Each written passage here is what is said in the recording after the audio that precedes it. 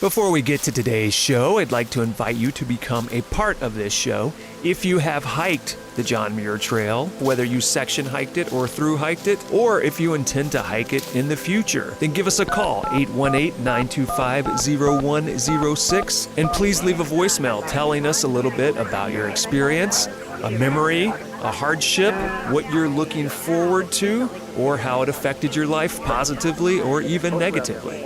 At the end of this season, I am hoping to collect these voice messages and edit them into an episode focused on the John Muir Trail. So if you would like to potentially have your voicemail appear on the show, call us up, 818-925-0106. Leave us your name, whether that is your real name or your trail name, where you are located, and give us your thoughts within 3 minutes about the John Muir Trail.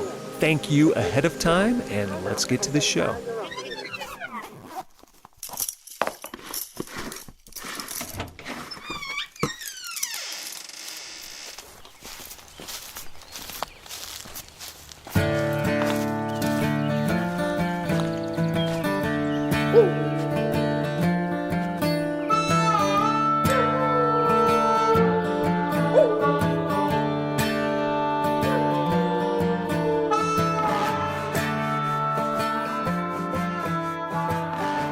Hey everybody, welcome to episode 94 of the Go Get Outside podcast. This is your host, Jason Milligan. Welcome back, welcome aboard.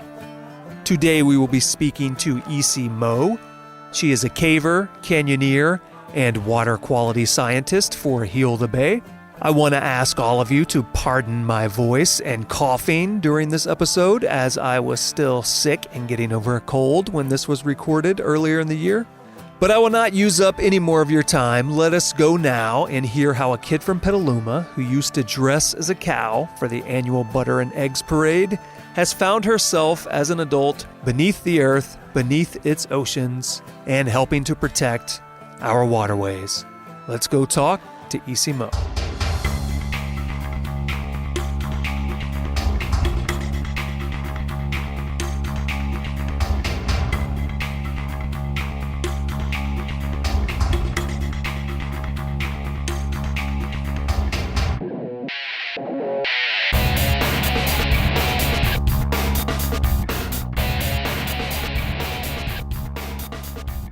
Well, my name is E.C. Moe. I am a water quality scientist with Heal the Bay, and in my quote-unquote free time, I do a lot of caving and canyoneering and scuba diving, basically anything that involves water. People don't typically think of caving as involving water, but well, a lot of them are only formed by water, so I think of it as a very water-related sport. Always been very into the outdoors since a young age, and I always wanted to kind of help people get outdoors, especially in a place like LA. I'm relatively new to LA. I moved about 5 years ago, and there's a lot of people who don't have that same connection to the outdoors, even though even in LA here, it's all around us. We've got parks and the river and ocean and everything. So, where did you grow up? I grew up in Northern California, a little town called Petaluma, north of San Francisco. It's where they make Lagunitas beer, which some people have heard of.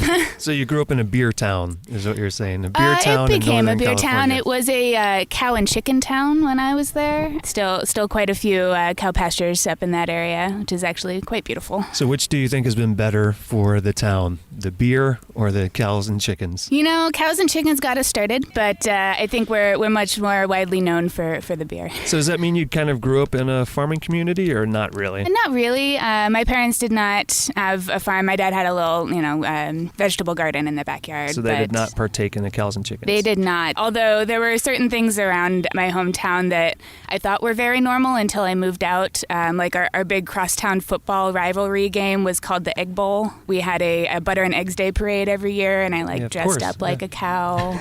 And I just thought everybody did that because it's, what happens every spring. But, a few little cute things that I grew up with that were related. That's one of the things I love. Like you said, I just thought butter and eggs were normal. I just thought this was normal. I always find it funny when people ask, what was it like to grow up in this situation? What was it like to grow up in this situation? That must have been odd. And it's like, well, no, everyone's situation is different, and all they know is how they grew up. So it's not odd. So I grew up in a family where half of it was Cuban immigrants, and my grandparents spoke Spanish. And I remember realizing one day, oh, grandparents can speak English. It's just my family where they don't really speak English. In my head, grandparents just had to speak another language until I started meeting other kids' grandparents. But anyway, that's enough derailing the conversation. So you grew up in Petaluma, in a town that was cow and chicken town, but became a beer town, but you did not partake in the cows and chickens. So what did you do when you were growing up there? What did that childhood look like other than butter and egg events? Oh, just a lot of playing in the backyard. We were lucky enough to live near a creek that had a little walking path around it, so I spent a lot of time playing around there with some friends of mine. Summers in particular were spent outdoors. Both of my parents are English teachers. They had the summers off for the most part. My dad for a little while was teaching summer school, but for the most part we had summers together, and my parents were both very into camping, so we would take a few weeks out of every summer to go camping. The summer camp that they sent me to was a backpacking camp. Just did a lot of hiking and swimming. So at some point you transplant over to Los Angeles. You follow your current career path. You get involved in caving and these other activities. So what was the path that brought you to these different things? It seems like it was planned, but just kind of fell into it, honestly. My husband and I took a road trip out to Colorado to visit my sister when we first moved down to Los Angeles, and we were still trying to figure out if we were going to stay in LA or if we liked it. We stopped in at a little town called Glenwood Springs on the way to see my sister, and there were, a couple different things we could do. We could go to the hot springs, or there was this cave on the top of the mountain that did tours, and we were like, let's go check out the cave. So we did just a little walking tour of that, and it was really fun. And then when we got back, my husband works in film, and he was working with this guy named Rob, and he happened to mention to Rob that we had done this tour and it was really cool and we might want to do it again. Rob asked if we would be interested to go explore some abandoned mines with him out in Tecopa, and we thought, why not? Sounds like fun. So we ran to REI and grabbed some helmets and headlamps, and that's about all of the gear that we had at the time. Was that because he told you should do that, or did you have this sense on your own? Oh, no, he told us. Yeah. We were very new at that time. Because knowing to get headlamps, I could see figuring that out. Knowing to get helmets, that's something people often overlook if no one tells them. Yeah, Rob definitely gave us that little tip. But we spent the weekend out exploring some abandoned mines and just had a blast. And then he told us about the SoCal Grotto, and that if we wanted to do more of that we should check it out. So I started going to the meetings, and 4 years later, here we are. You say your husband's in the film industry, so is that what brought you to LA? Or did you have a dying need to move to Los Angeles? Growing up in Northern California, there's a little bit of a bias against Los Angeles. There's a bias in the entire country against Los Angeles. Yeah. And I didn't think that I would love it, but I thought it might be an adventure and a place where Alex could get a good start in his career. We moved down here, and I started looking for grad schools because I thought if we're going to go somewhere new, maybe go back to school. And I ended up going to CSU Northridge to study geology, which was probably the best thing that could have happened. Little by little, we started kind of falling in love with LA. We visited the desert, we found the San Gabriel Mountains, all the parks. Honestly, we're not big beach people, so that didn't quite draw us, but the mountains and the desert, and even being close to places like San Jacinto, which is almost sort of like the Sierras in atmosphere. So just being able to find all of the outdoor space was huge for that. And originally, I think we planned on staying here 3 to 5 years, and now it's been 5 years, and I think we're planning to stay for a while longer. I kind of came out here for the same reason. So I was chasing the entertainment industry, and I had no idea about the outdoor activities that would be and the nature that surrounded the city. So I've been here 17 years now, and I'm at the point where I go back and forth between I need to get the hell out of here, or no, I really like living here and I don't know if I could move daily. Yeah. But the thing that's kept me to a certain degree is all the nature around, because you sincerely do have almost everything you want available to you within driving distance. Yeah. So you, oddly enough, say you're a water person. Yes. You don't really care for the beach. Did you grow up near a coastal area, near a river area? Were you a water kid, or did you come to the water later? There's a river that runs through Petaluma that's pretty sizable. It's somewhat polluted, and I remember, again, growing up thinking that was normal, that there's just a river that nobody goes swimming in. And there's actually been quite a lot of work put into cleaning that up. But we did go out to Point Reyes quite often.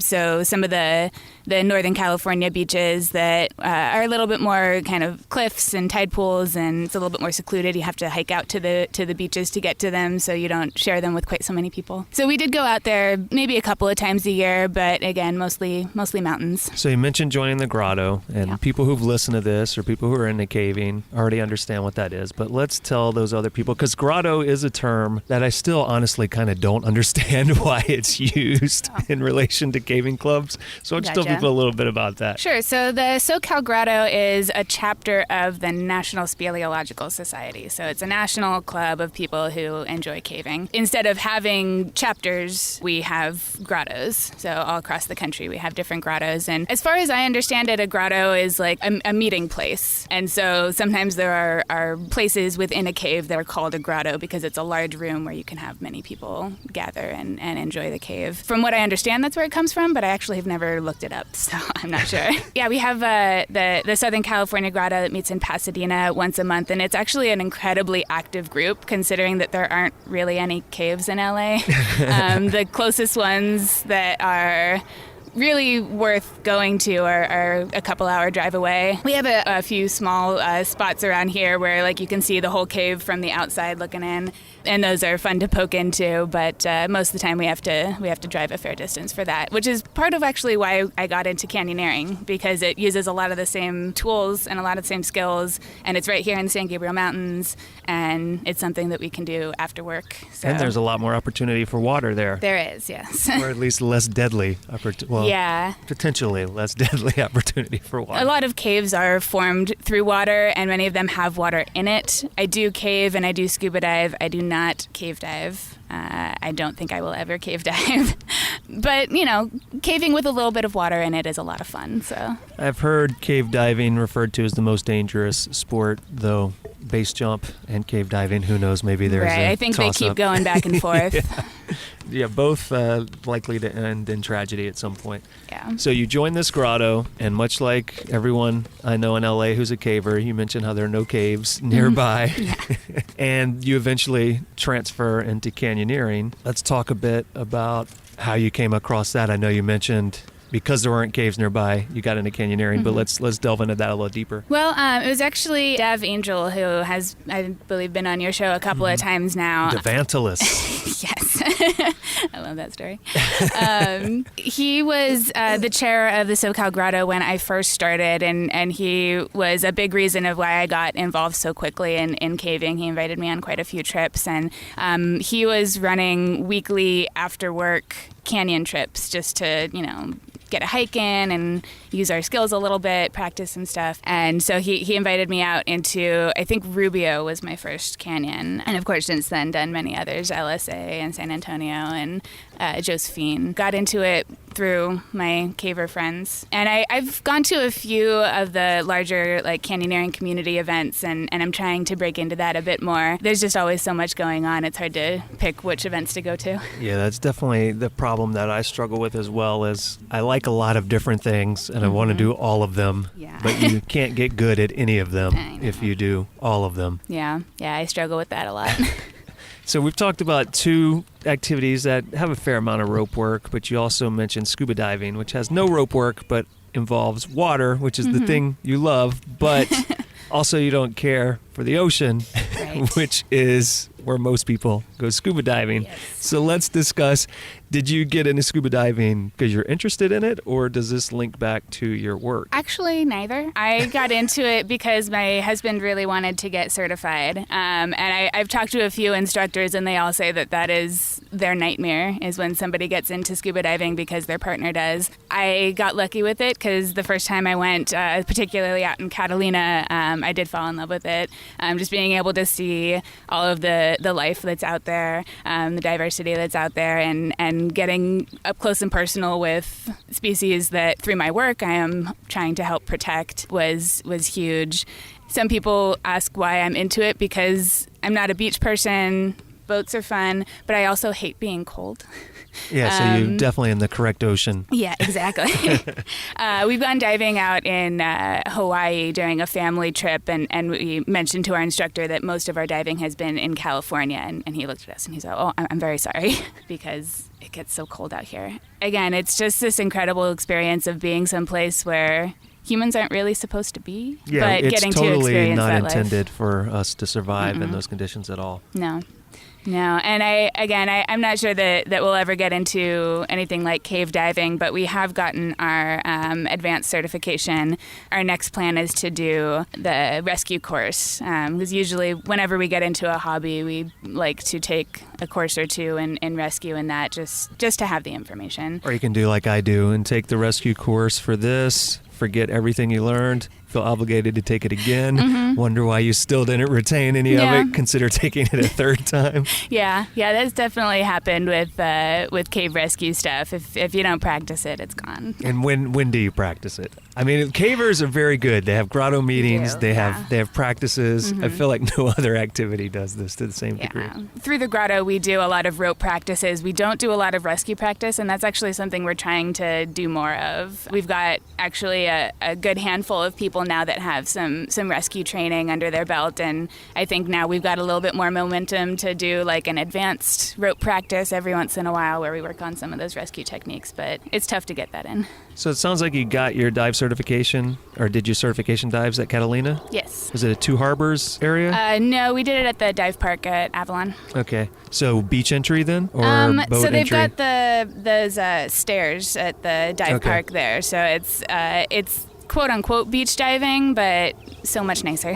Did you do a PADI cert or one of the other? Yes, so I did the same. I did a PADI certification, and I got my certification dives in Catalina, but we were off a boat over near Two Harbors. I've still yet to have a successful beach entry, but I hear the Avalon beach entry is a very easy one, unlike every one I've ever tried. Yeah. So talk a bit about your certification, because from what I remember, for me, it was kind of a surreal experience, and knowing how like low visibility is and how weird kelp forests are, it's also a unique experience to diving here in the Channel Islands regions. Yeah, so my first dive outside of a pool was at the Avalon Dive Park, and we actually had like perfect visibility. It so was 20 gorgeous. feet? More than that. Probably like 40, honestly, that day. It was beautiful. It was November, and I feel like in the winter time you actually get a little better visibility because you don't have the algal growth quite as much in the winter time. We saw eels and giant sea bass and giant lobsters and all sorts of things, and it was perfect conditions, and I was like, we should do this all the time. And then about a year later, we did an actual beach dive at Escondido with Jerry Nicholsberg, who I also think has been on this show. And he took us out for a beach dive. That was my first real beach dive. I don't really consider Avalon beach diving because you don't have to deal with the sand, and you don't really have to worry about like timing with the waves and stuff. So we went out, and that was a day when there was quite a bit of surge, and there's a lot of silt at Escondido, so you could not see your hand directly in front of your face.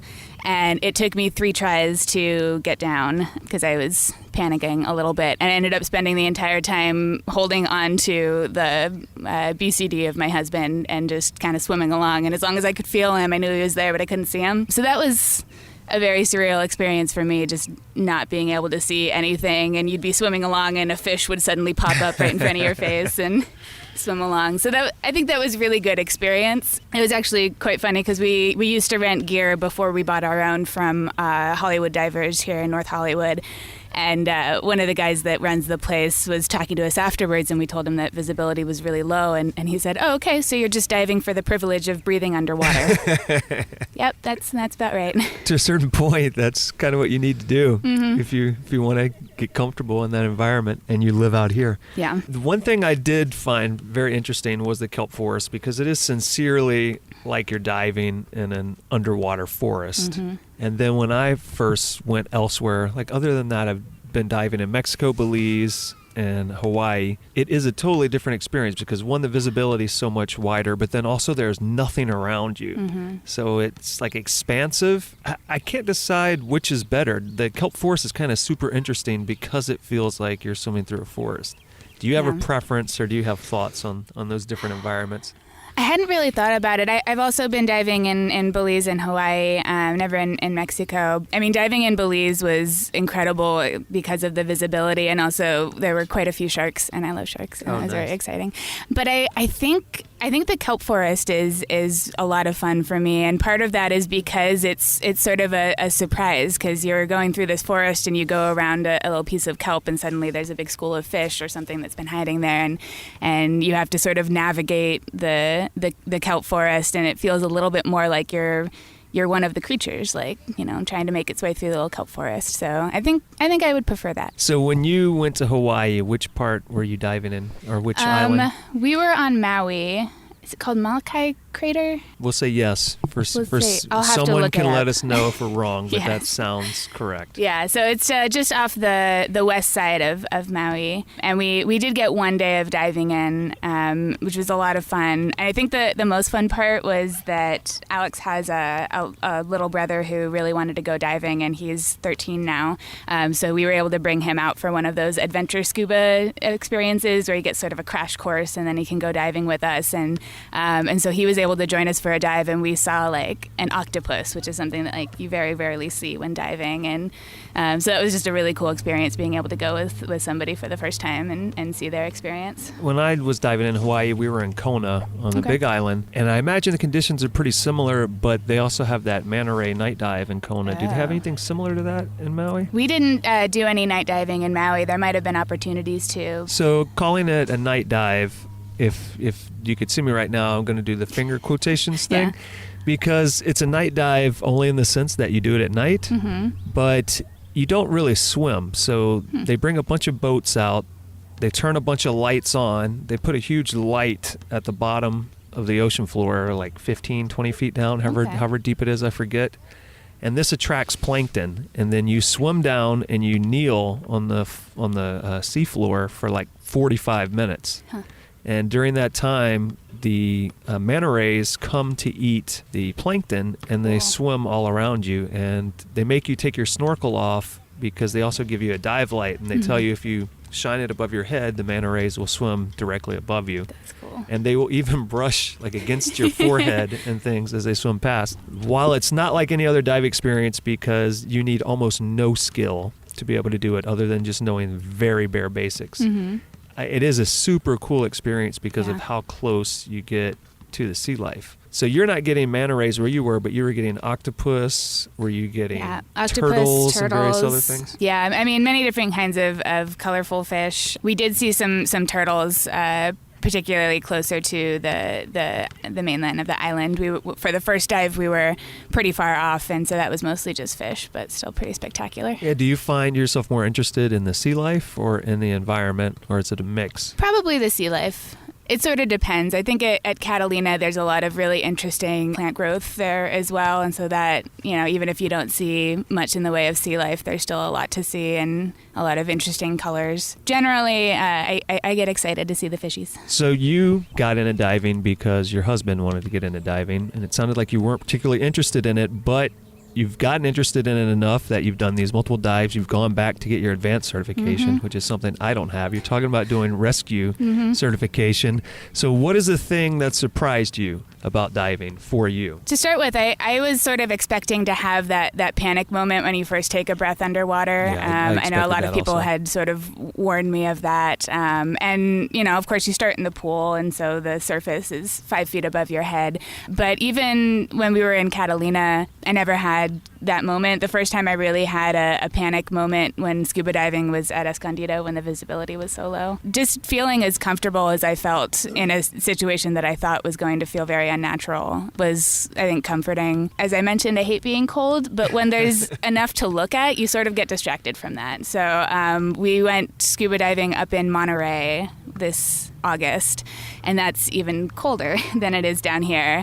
And I've been diving there before, and it was miserable, but we found one reef that has clamshells that were feeding, and so they would send out little like fans and like grab whatever and then pull it back in, and I could just distract myself watching that for 5 minutes while Alex was looking at other things, and I kind of forget how cold I was because it was so much fun to watch. So where did you do your deep dive? Because if you hate being cold, it only gets colder the deeper you go. Yeah. We did our deep dive at Avalon. So we went down to the bottom of the Sujack, which is at about 90 feet. And then if you go a little bit further, you get down to 100. And I think that was our official deep dive. But we've done a couple of other deep dives at some wrecks. If you go offshore a little bit from the Avalon Dive Park, there's a wreck there that I think starts at 90 feet.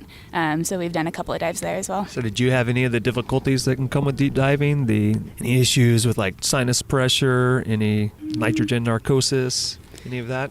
I don't think so. I never noticed anything odd at depth. I've definitely been diving where I was a little bit sick, and they recommend against that. But when we were in Belize, I had a little bit of an ear infection, and I wasn't going to not dive in Belize. So we went, and it was painful, even though we were only down at like 40 or 50 feet. But yeah, at depth, I haven't necessarily noticed anything dramatic, but we usually take it pretty slow on our way down and our way back up. So I have generally terrible sinuses just in general. It's something I inherited from my father, thankfully. Yeah. And I forget if it was Mexico or Belize, but the group took us down to 80 feet, which technically we are not certified for, but we went. It was. They also brought us through like a tunnel, which technically we weren't supposed to swim through, but it was cool. It was great. I could feel a lot of pressure, but it wasn't too uncomfortable. But when I surfaced, my entire sinuses emptied into my mask immediately. Yeah. So I do wonder like how I would handle deep dives in general. I also tend to suck through my air really quickly, I think, because of breathing issues in general. Yeah, I'm getting better at that. But again, we go diving with our friend Jerry a lot, and he's been diving for I don't even know how long. He was our instructor when we got our advanced certification. You're still talking about Nicholsburg, yeah. And so he was your instructor? He was our instructor. Oh my he's God. a great instructor. I'd recommend him to anybody. But he sips air, man. Like we will be, okay, we're at 500, time to surface. And he's like, I still have like 2,000. And we're like, all right, well. He also, by choice, puts on dive gear and then jumps into whitewater rivers and then just rides along. Yeah, he collects old bottles. He's actually invited us to go up to, I think it's part of the Sacramento River, where he'll go and just feel around on the bottom and find old bottles, because I guess people used to just toss bottles into the river. He's invited us to go, and he's like, yeah, you just have to like be really careful because the current is really strong. And I'm like, maybe. Yeah, and he's just a little unassuming guy. Oh, yeah. But No, he's a pretty tough dude. So he's also a member of the Grotto. So did you do the diving first, or did you cave first? We met him through caving. Did he offer then to teach you scuba diving? We got our original certification just through a local guy, actually here in North Hollywood. So we were certified before we got to know Jerry pretty well, and then through caving and canyoneering, we became pretty close friends with Jerry, and then when it came time to do our advanced, he offered, and we took him up on it and had a really fun weekend out at Catalina with him. It was actually, so for advanced, you have to choose some like elective courses to take, and that's one right. of them that we decided to do was search and recovery. But we were doing our certification on Easter weekend, and Jerry actually got plastic Easter eggs and taped them to weights and like put them out around the dive park for us so that we would dive and do our little Easter egg hunt and collect them all up. So he made it fun. I've heard also that there are groups that'll do like undersea pumpkin carving for I've seen that, for Halloween. yeah. I haven't done it, but I have seen people out there, which is quite impressive. And I know that, fish will eat that up, so it's not like you're putting anything in there that's bad. Yeah, divers like to do weird things. Cavers like to do weird things. You join the weird people groups. Yeah, we fit in well there. So caving, this is not a thing that you grew up doing, but you got introduced to it. Yeah. There are a lot of things about caving that freak people out. Did you suffer from any of those things, or are you just naturally one of those people that's comfortable squeezing in tight spaces and hanging out in dark, musty places. Yeah, I love it. I love all of it. It actually was sort of a surprise to me because when I first got into caving is when I started grad school and I was studying geology, and I kept inviting all of my geology friends out to cave, and none of them seemed interested. And in my head, geology and caving went hand in hand because you get to see the world from inside. But it does take an interesting kind of person to want to go underground and squeeze into tight places and go where it's dark and quiet and scary. But I've never really had any issue with it. The only times that I've ever been a little bit freaked out is squeezing into very tight places when it's a very long squeeze. Mm-hmm. If it's short and I can see the other side of it, it's not a big deal. But there was a lead in a cave recently where you sort of have to like shimmy sideways through a squeeze, and then at the end of that it does this like hairpin turn.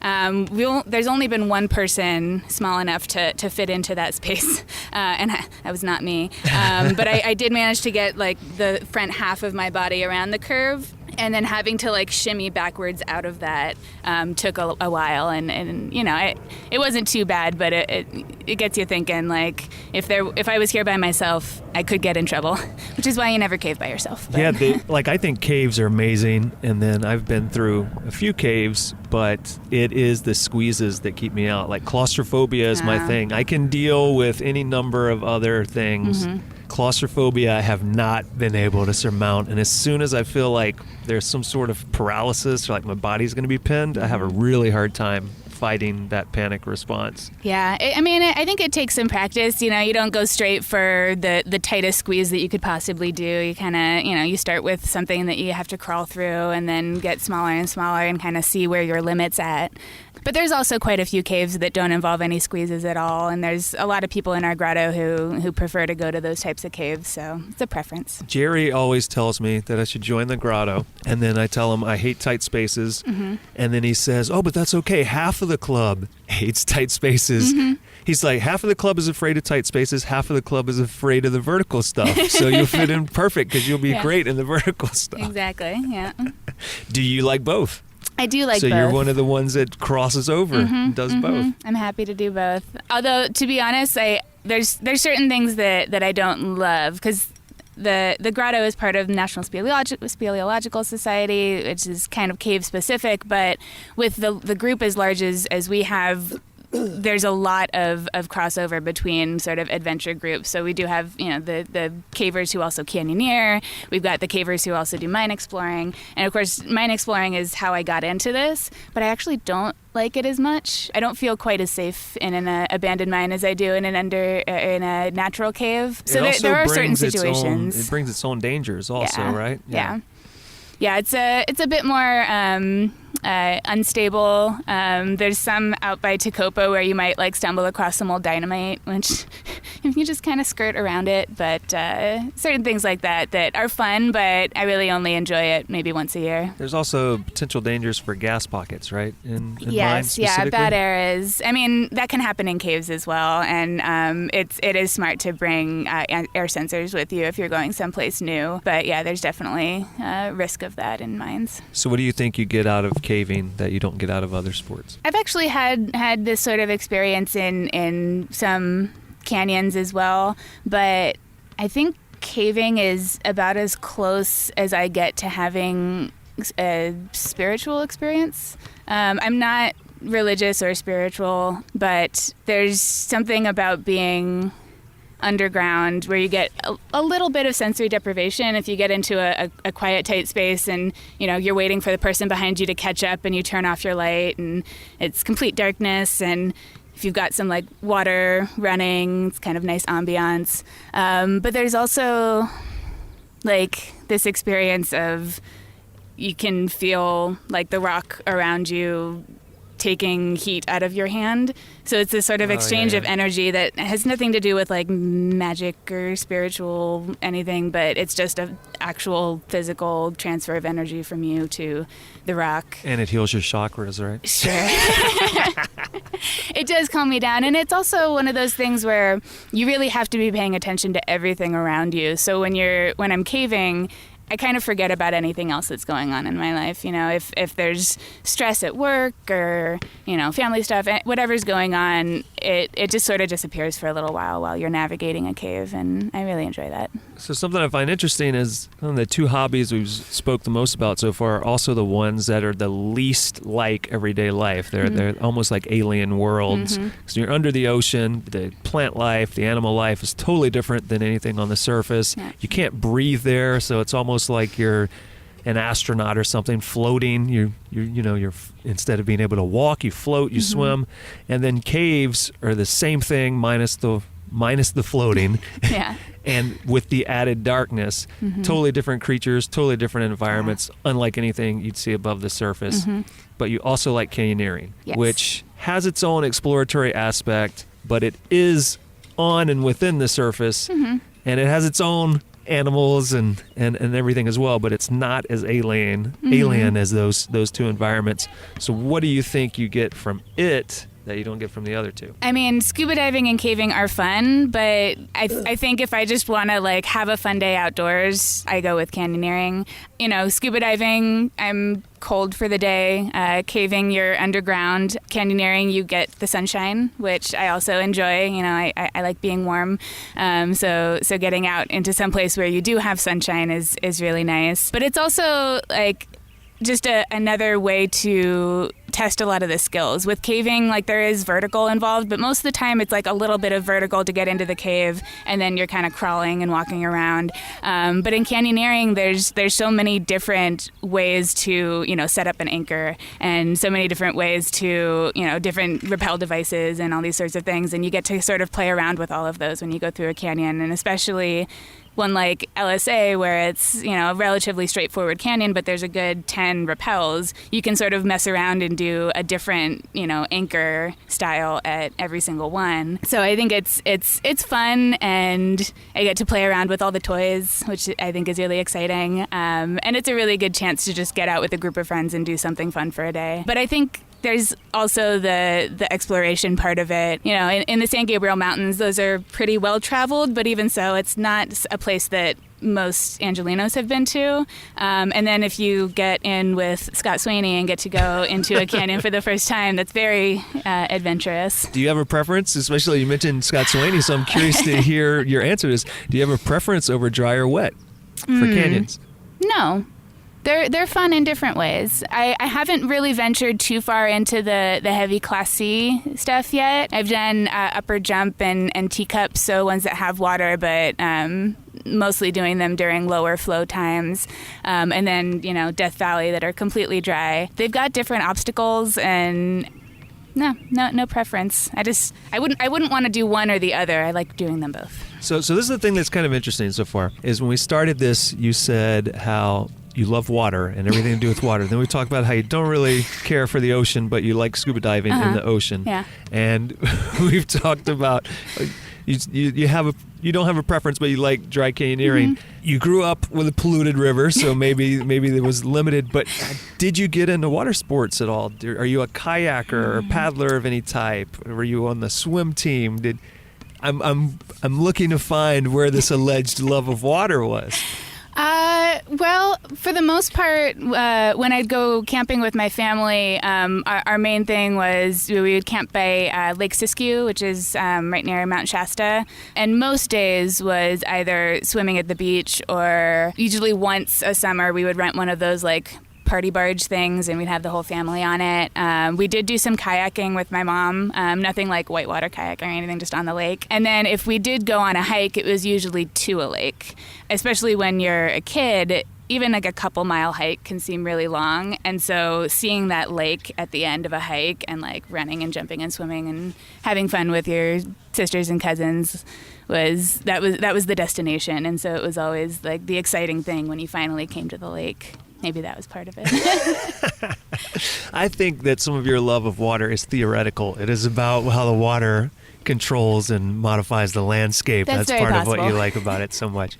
So let's segue, since I've mentioned that, into your career path Sure. and what that looks like and what you do. This is another thing that now that I have a career that I really love, and looking back on how I got there, again, it seems very planned. And again, it was just something that I fell into. I started in undergrad actually as an astrophysics major, and because of all the water. Because of all the water in the universe. No, I liked stargazing, and I was okay at math. But it was a little bit too theoretical, and I was sort of having my mind blown every day by the craziness of astrophysics, which was amazing. But I ended up kind of shifting back a little bit to planetary science, which brings it like a little bit closer to home. And a couple of the classes that I had to take for that were geology classes, and those really resonated with me. So when it was time to go back to grad school, I ended up going into geology specifically. So my area of study was in China, in an area that is completely arid, no water. It's mudstones and gypsum. But I did take a couple of classes in environmental hydrogeology, which is how water interacts with land. Really got interested in that. And I did have actually a couple of different internships with the Regional Water Quality Control Board, which is kind of a regulatory government office that looks at water quality and regulates water quality. Between what I learned in those environmental hydrogeology classes and what I got from those internships, I just kind of got funneled towards more water-specific things. Part of what I wanted to do was a little bit more community outreach, and bringing it back to Jerry Nicholsburg, he happened to know somebody who worked at Heal the Bay, and he recommended that I look at their job board. And the position that opened up first that appealed to me was water quality scientist, which has very little to do with geology. It's actually more about like chemistry of water. But the more I got into it, the more interesting it was. And in a place like Los Angeles, where water is so incredibly vital, it just ended up being exactly where I needed to be. All right, so tell people what Heal the Bay is, and I think there's going to be a bit of irony that it involves the ocean. Yeah, so Heal the Bay is an environmental nonprofit. It's been around for about 30 years. And at first, it was just one woman in her garage getting some local community members rallied up about the Hyperion wastewater treatment facility, because they had a waiver to dump their effluent into the Santa Monica Bay, but they only had to treat it to a certain level before they discharged it. And there was actually quite a lot of bacteria still in that water, and it was causing people who were going to that beach to get sick because of the bacteria and the pathogens that were in that effluent. So they rallied and got the EPA to take away that waiver, and that has created a much safer space for people to swim and surf out in the Santa Monica Bay. And then beyond that one discharge location, there's quite a lot of sources of pollution into the water bodies and the ocean here in Los Angeles. And so Heal the Bay grew, and now we've got probably about 30 staffers. We even own the little aquarium underneath the Santa Monica Pier, which is a huge spot for education and outreach, particularly for school kids. And we're really just out there trying to educate people.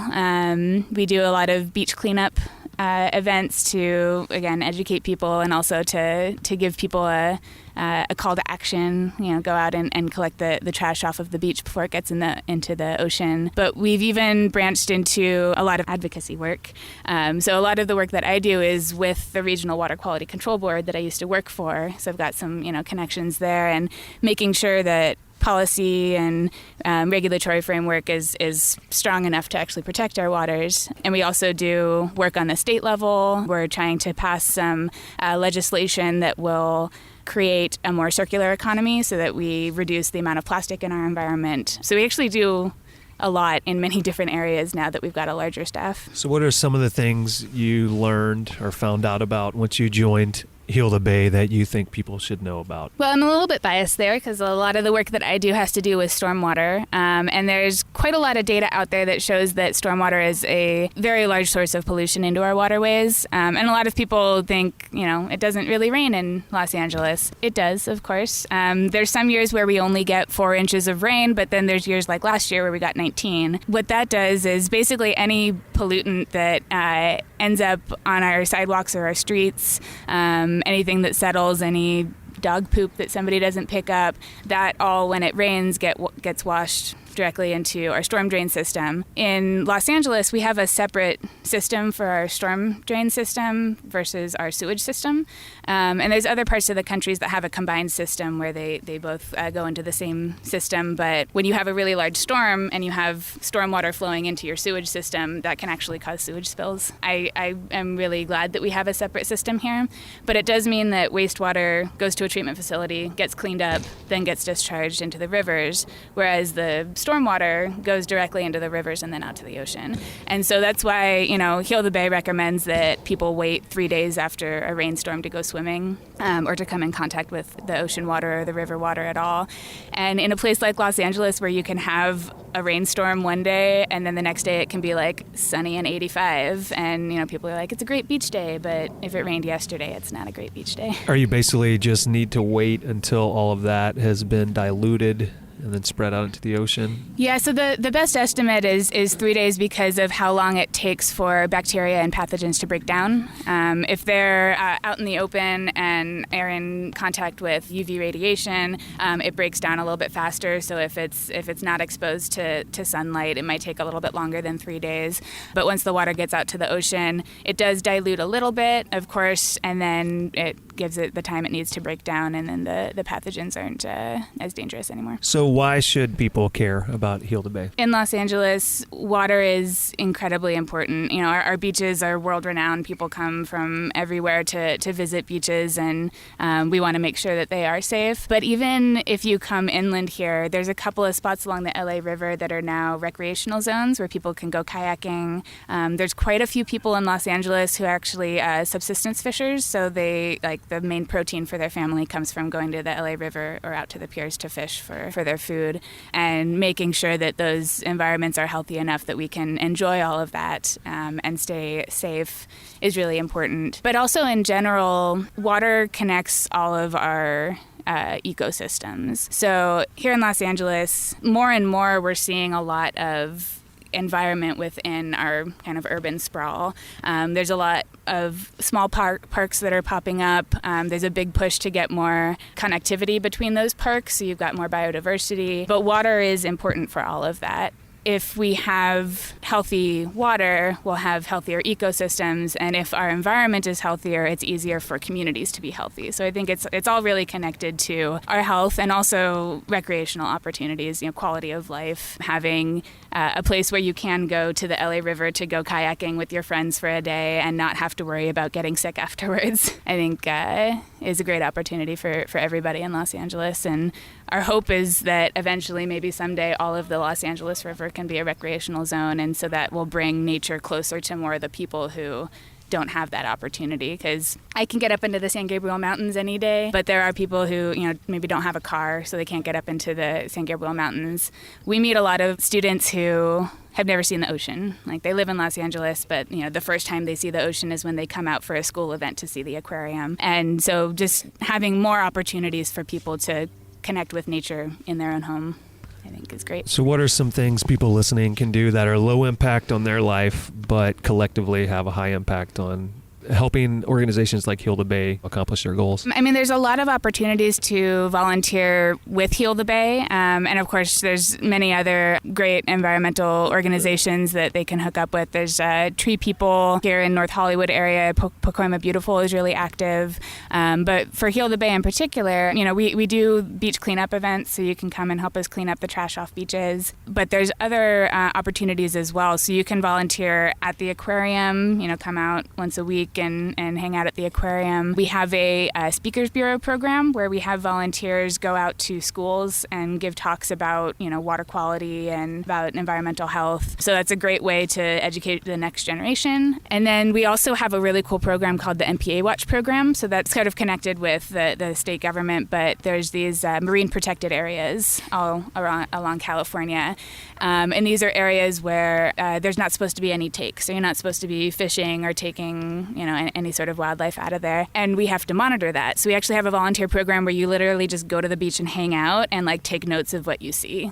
There's a group of people fishing here. They shouldn't be doing that. Or there's a bunch of people recreating here. And so clearly, this is a good spot for maintaining this MPA so that we can have more recreational opportunities.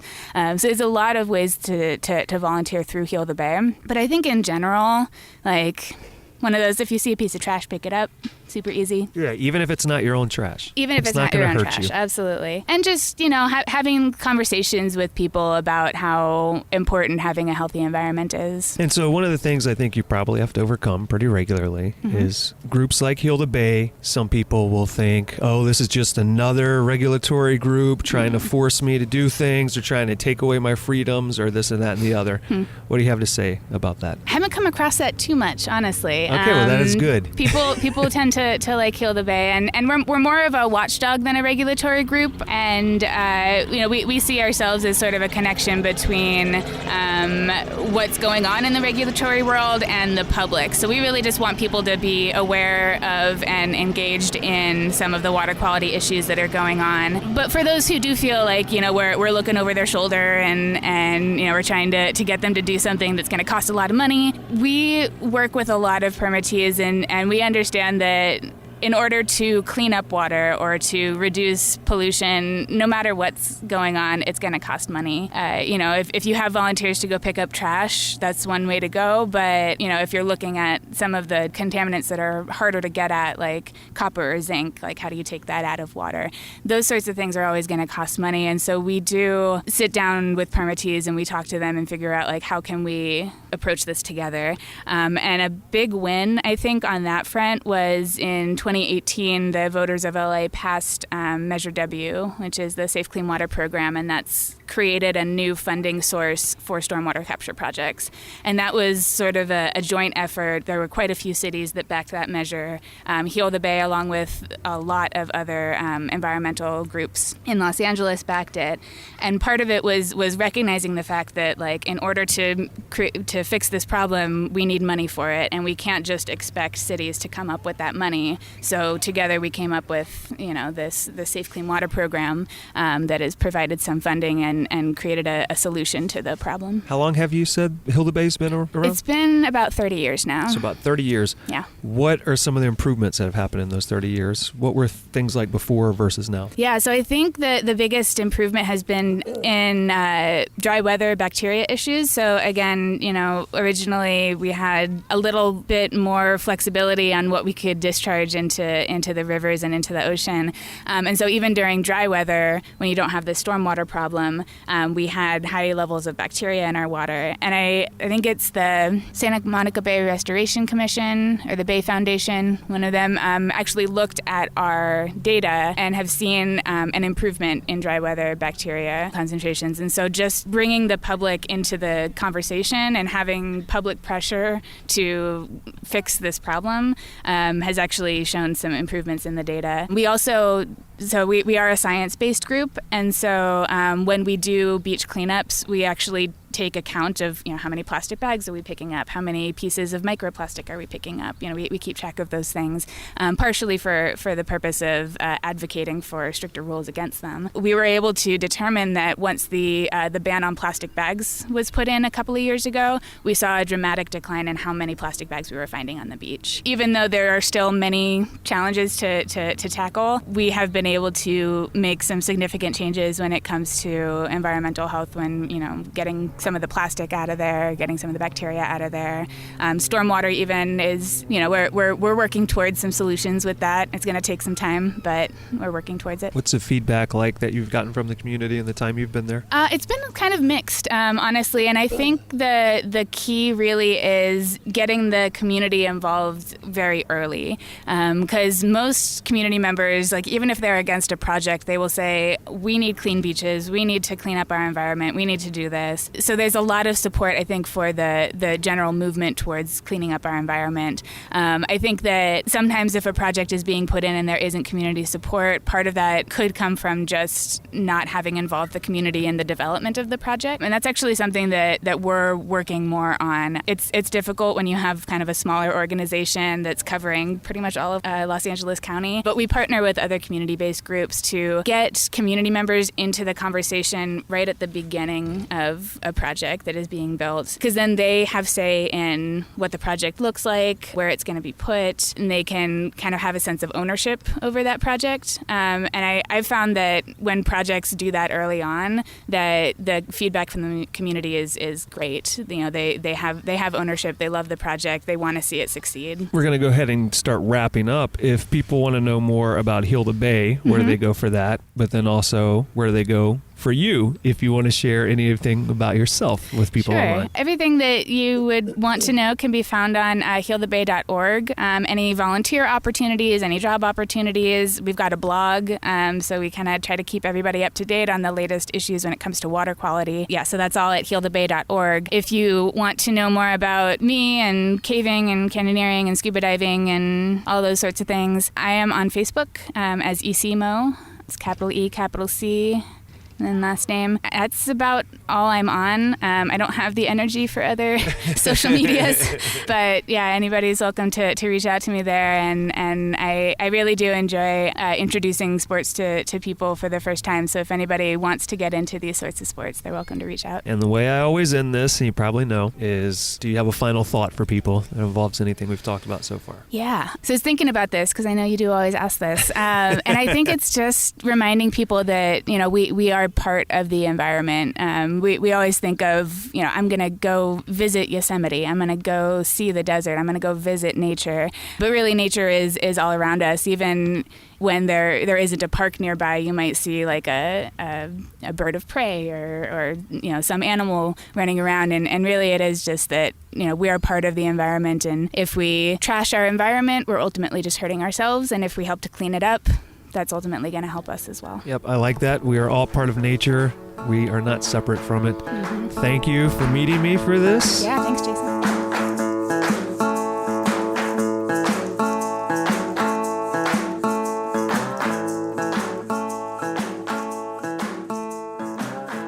And now it's that time in the show where I ask you to scurry off to our website, gogetoutside.com. Look for this, episode 94 with ECMO, and there you will find a variety of photographs of her in action and numerous links to her Facebook page, but also several links for those of you who are interested in getting into caving or are interested in helping out or being more informed about Heal the Bay. If you are interested in joining the SoCal Grotto, they meet on the first Tuesday of every month at Caltech in Pasadena, and they're currently planning their activities for this year being 2020. They also host monthly rope training and a variety of caving trips that are open to members. So if you head to the website, you can find links to the SoCal Grotto, and if you are not in the SoCal area and are interested in finding a grotto in your area, there is also a link there to help you do that.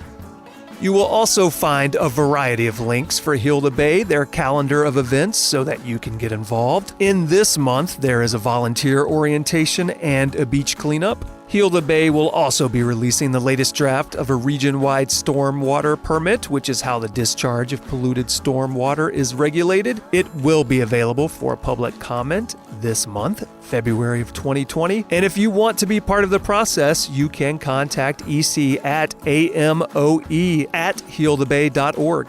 LA County is also working on a plastics ordinance targeting single-use plastic foodware, and you can contact EC at that same address, amoe@healthebay.org, should you want to learn more or get involved with that.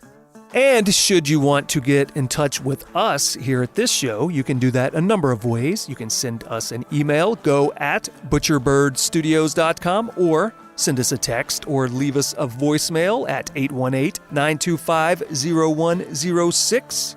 And a quick reminder to those of you who have done the John Muir Trail, please call that same number and leave us a message about your experience. And if you would like to help make sure that this show continues, please head to your podcast purveyor of choice, subscribe, rate and review the show if possible, and share it with someone. This episode of the Go Get Outside podcast was produced, recorded, and edited by me, your host, Jason Milligan. Additional help came from Griffin Davis. And as always, it has been brought to you by Butcher Bird Studios.